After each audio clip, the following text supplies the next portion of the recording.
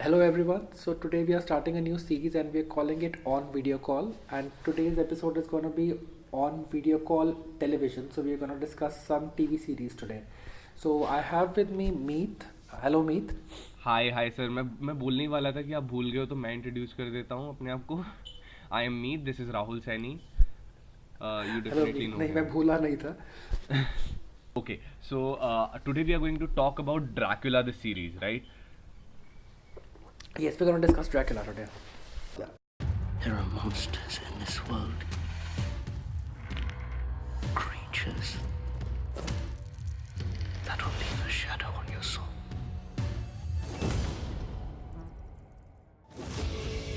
He's a very persuasive man, the Count. He's a monster. One might almost say seductive. This is devilry. It's worse than that. It is the devil. You have no idea. I'm going to destroy everything and everyone you love. And I will drink my fill. I've studied the legends. I know who you are. Spare me. I'm undead, I'm not unreasonable.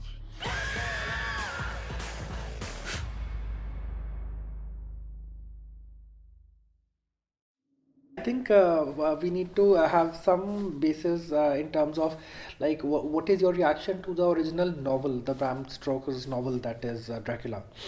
या. So how do you respond to it? How do you react to it? Okay, so Dracula is one of my all-time favorites. Say, may it be the Gothic structure that it has, and the characters, and the overall theme that it is the beauty that kills the beast. That is something that I absolutely love. And Dracula is more than just a creature, right? He's a lover. So that That's aspect right. of the book, I really enjoy it. For me, Dracula. So I had a very. It was like step to step exposure towards Dracula for me. Like when I was a kid, I probably didn't even know that Dracula was essentially a novel.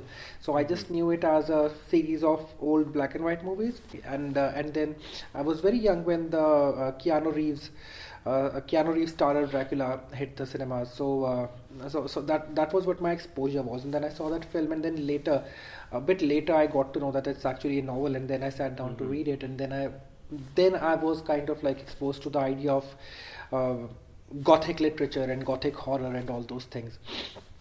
So Okay. Dracula for me essentially comes by all means attached to this iconic character which is Dracula, and Mm-hmm. and the book, the atmosphere that they have created in the book, and the kind of detail and the kind of world they have created with the political references and with the races and the people that they're talking about, that for me is a very important part of Dracula. And yes, as you're mentioning that it at the heart of it, at the core of it, Dracula is essentially a lover, and he's a lover of power, he's a lover of immortality, he's a lover of beauty. So all of that definitely adds up to it. I think Dracula, if I ever get the chance, I would definitely want to do something with the text as well. Mm-hmm. But it's one of the most memorable books I would say that I have read till date. Definitely. I mean, the whole sub genre of vampires in horror movies kind of kick-started after that, because vampires It were a thing. kick-started, yeah, yeah. Although Dracula also has its references, and इन्होंने भी अपना सामान कहीं से refer करके निकाला था, Yeah. but it is definitely what kick-started the whole idea of vampires. Exactly. If we talk about the Vampire Diaries or True Blood or Twilight, in fact, all of those books were essentially following the structure that Dracula created, right? Because we have a vampire who is in love with this person, but then he cannot be with her because he's got a lust for blood, and he has to stay away and resist it. But eventually, he really loves her. So all of that is, I think, coming from Dracula. Yeah, definitely. I think we can all agree that these all these works can be broadly discussed as broad adaptations of the novel. So yeah, definitely. I don't Yeah. know. I don't know what the gothic horror scene or the vampire fiction scene would have been without this one particular novel. Yeah. Okay, so you have seen Sherlock, right? I've seen Sherlock, yes. Season one and half of season two, actually, not the whole of it. Okay, and how did you like it? Very interesting, very interesting. Are you going to go ahead and compare Sherlock with Dracula No, no, no. in terms I'm of not going to adaptation? compare it. I mean, it's coming from the creators of Sherlock, so it totally makes sense why the producers would have thought that okay, these guys took this formula of like 3 episodes, 3 really long episodes of in one season, and they've done really good with another property that is Sherlock Holmes, and Yeah. let's give them another property that is Dracula, and let's see what they do with it. And I think that was the idea initially they had. What do you think when we compare the success of Sherlock and Dracula? Did Dracula succeed as much? I don't think it matches. I don't think Dracula succeeded as much as Sherlock did.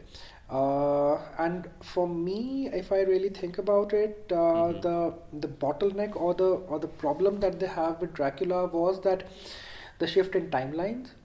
Like Sherlock essentially takes place in one particular period of time, but Dracula is jumping times like three times. So I think this is what for me as a viewer, this is where things kind of went haywire for Dracula.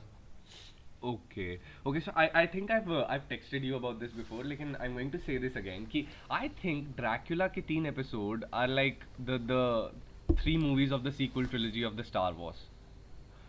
So the first one was the Force Okay, Awakens. let us discuss. Let us. I agree with you. No connection with each other whatsoever, and disappointing. The level of disappointment Yeah, yeah, yeah. So the takes first one is leaps great, after you know. every episode. Yeah. The second one So introduces some cool new concepts, and the third one is just meh. yeah. But let us come to the first episode. Like, how did you like the first episode? So the first episode to me was the closest we got to the original novel because it was the closest to the source material, and I had great expectations after watching that episode. It had everything I expected it to have. So it had the style that is the trademark of the Sherlock creators. They had all those cuts and all those transitions that then stylizing the show with, and they had these little twists that were really amazing. But then the second episode came along. But before we move to that, you tell me, how did you like the first episode? I was like really blown away by the first episode. I saw it and I thought it was phenomenal. I was so happy to see that they are kind of like using the characters and reinventing them and giving them different treatment, and that was really very exciting. And by the time the first episode ended, I was like, wow, we've got something great happening, and I think this is going to go down as one of the best shows in television history in this decade. And also the way they had just created the whole set, the whole castle, and the kind of architecture they showed, the environment that they created, Yeah. everything was just so in place, and I was really happy and excited to see that. So and it promised a lot. So that was what my reaction to the first episode was. Uh, but sorry, what happened after the first episode was when the second episode started, there was an abrupt jump in the timeline, and that for me kind of, I took a while to accept that, okay, fine, I want to know what is happening, and I want to invest myself in the story. And for the first 10 to 15 minutes of the episode, I was like struggling to bring myself back to it. But when the second episode ended, I was again completely invested, and I was like, okay, yes, I want to know what happens next, and because this is something which I didn't expect. So, Okay, so what was your reaction to the second when the episode? second episode started, I was kind of confused as to what is happening right now. But then as it progressed, and I started to feel like, okay, this is clever, this is nice. So it is a captivity thriller in the second episode where nobody knows what's happening. It's kind of a who done it too, because people are trying to figure out that who killed who and stuff. And it was actually good. But then the last few minutes happen, and we don't want to get into the spoilers right now. But okay, it may have worked for you as if you wanted to know what happens next. But to me, I saw the first loophole there. The first of many loopholes that are to come. So, Dracula, when he wakes up in the end, he hasn't aged at all. So that is kind of like I would give it to them because we don't really know that when did Dracula go to sleep, when he went to sleep for the last time, and for how long was he sleeping. So I really wished that it went in a better direction that than they did. probably I would agree with you. Yeah. Looking at the third episode, definitely I would agree with you. But looking at that as a standalone episode, and if the third episode was something else than what we got in the end, probably true. But my biggest disappointment was definitely the third episode. And I'm a very naive. Okay. Viewer. I'm a very naive audience. So when someone throws something at me, like I would sit there like as a child, not knowing anything, and okay, this is going to be great. I like it. Yeah, tell me what's going to happen. So when the Dracula finally reaches the shores of England, and then the time has jumped, and then we see same character which we were not expecting and everything. So I was like, okay, yeah, I like it. Tell me what's next. But then it spiraled down like anything. It was like I don't even know what they are doing. I don't even understand why they are doing it. Nothing seemed to make sense. Nothing held up. I could not attach to any character. It was just so dry and lifeless. Especially the new characters that were introduced in the third episodes. They really disappointed me. Oh, definitely. So we have No argument about that. They were just Exactly. cardboard characters. So didn't what they even- tried to do with I don't the know, it was just new disappointing, it was. bride of the Dracula in the third episode was just I think it was because we have a character who is like she's not scared of anything at all, right?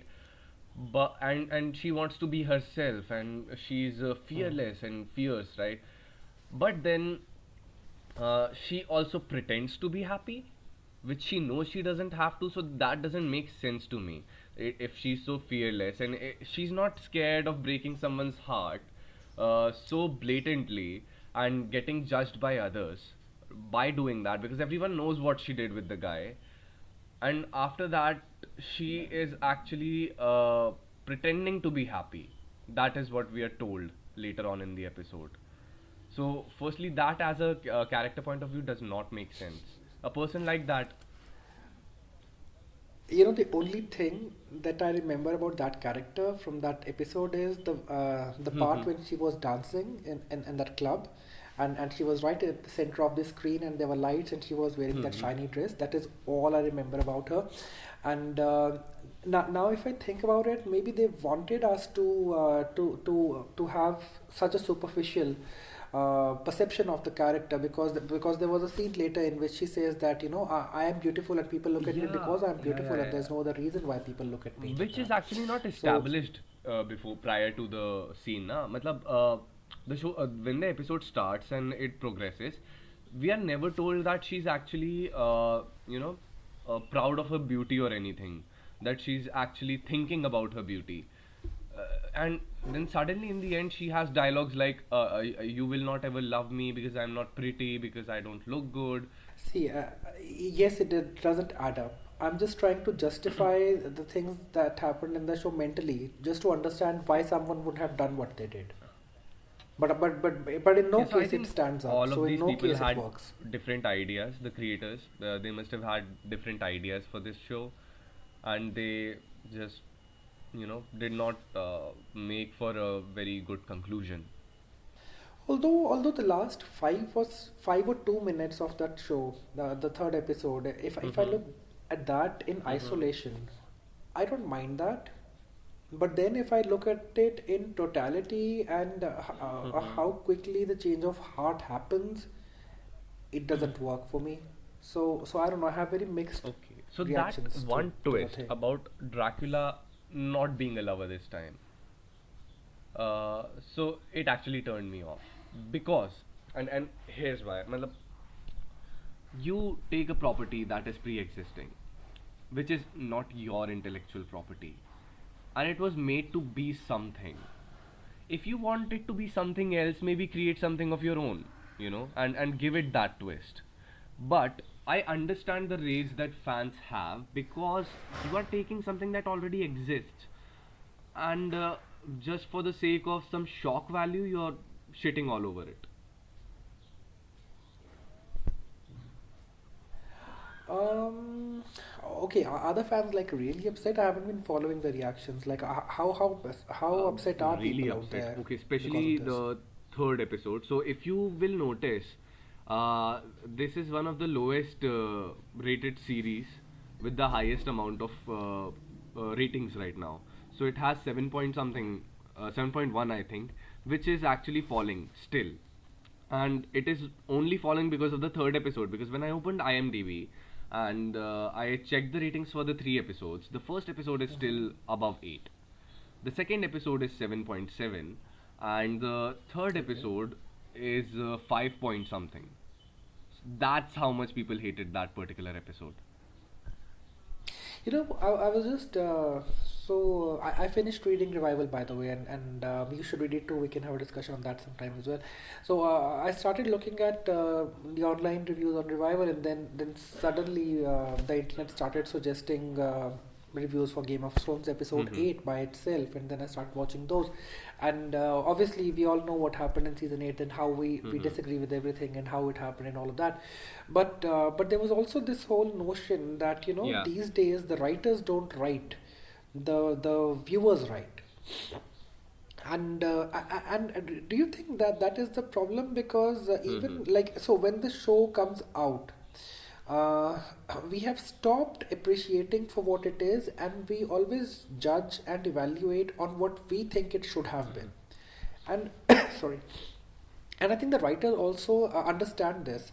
And me being a writer, I also do sit down at times, and I ask myself, okay, how is the reader gonna look at this? So subconsciously, the non-existent reader exists in our mind, and that is who is guiding our writing. So do you think that could have been the reason that the makers might have thought that people will like this, so let's do it this way, and instead of going up your artistic way, they maneuvered the story thinking something else, and then it turned, and the reactions were So I completely think different from what they expected. no, this was not. I don't think this was the case. They took this liberty because of Marvel, I think, because Marvel takes this liberty all the time. So it takes pre-existing comic book stories and it spins them around. We never see the actual comic book story on screen. It's a different version of the story that has beats of the story but is not entirely that particular story. So I think that is the approach these writers had to, but they have to understand that Marvel comics, when we really think about it, not as many people have read particular stories of Marvel as people have read Dracula, right? And Dracula is one story. Marvel has a lot of ongoing stories. So them tweaking it and these people tweaking it is totally different. Because if I ask you for your pen and if you give me your pen, there are things I cannot do with it. So I cannot break it in two pieces and hang it as a necklace or something, because it's your pen, right? I can use it in I can use it for sketching instead of writing, but I can't break it. And Dracula. You broke Yeah. the cap So, of my so pen the once. Dracula series is actually like a pen, and I think the writers broke it, and that's the problem. Okay, another way to look at it is that different people perceive things differently, and that's the whole beauty of art and literature. Like I may listen to the same story, and I could have a very different uh, understanding of it, and you would have a different understanding of the same story.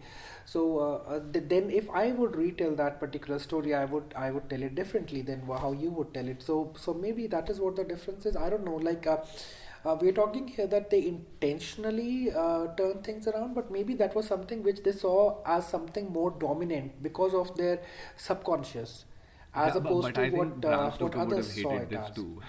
the You've third written episode. something that is dear to you, that has actually, that means something in people in their lives, and it has been really impactful in the pop culture. And then you see someone taking it and not giving the message that you wanted it to give, right? You write a story for a particular reason, right? And definitely Bram Stoker wrote it for a reason. See, it happens. It happens with me all the time. All my books get misinterpreted all the time, and you know that. So, but addressing your question, in that case, I would make it very clear that I do not want my work to be Yeah. adapted or remade in any form. And but if I'm not putting that restriction, then the Yeah, work I is out really wish there, and anyone I can, really wish Bram Stoker had a say in it. do whatever they want to do with it. Okay, so let's conclude this. Yeah. If we were to rate the show, how much would you give it? I don't know. I'm wary of ratings, so I don't think I'll be able to rate it.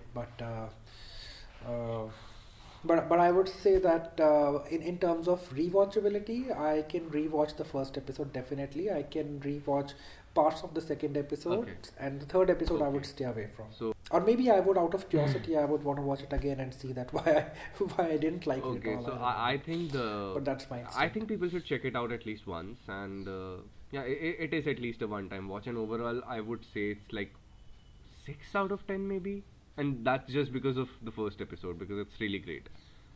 I hope you liked this video, and if you did, please subscribe to this channel, share, comment, and do hit that bell icon. I hear it's very important, so do that, please. Thank you.